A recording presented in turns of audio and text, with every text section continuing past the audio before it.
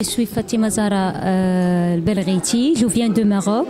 Je suis de Ataxia DTM Maroc. Je suis là pour échanger avec d'autres femmes qui viennent d'autres pays sur la thématique de la microfinance et la relation et comment la dette et la microfinance renforce l'oppression des femmes, la dépendance des femmes et comment aussi approfondir le patriarcat dans notre société. C'était plein au contraire et de dévoiler les mensonges de pseudo-développement que prétend ce microfinance surtout de l'Afrique.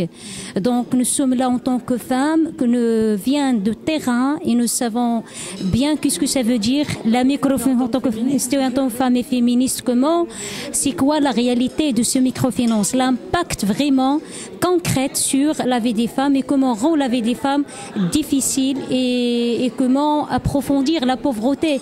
Et c'est vraiment c'était les femmes ou bien les emprunteurs, en grande partie les emprunteuses qui représentent 81% de le monde de la microfinance qui financent les investisseurs de le marché de la microfinance et c'est pas le contraire. Donc si les emprunteurs qui financent les riches qui sont derrière ce marché rentable pour la sphère financière. Donc pour les solutions, on dit d'ailleurs on mener des campagnes de sensibilisation, de militantisme, d'encourager la force collective de ces femmes, de réfléchir au-delà, loin de ces fausses solutions qu'imposaient d'ailleurs les élites corrompues dans notre société, dans nos pays comme un développement, mais c'est un développement colonial, je dis, imposé par aussi les institutions financières qui cherchent à maintenir ce mécanisme, ce système d'aide, que ce soit la dette publique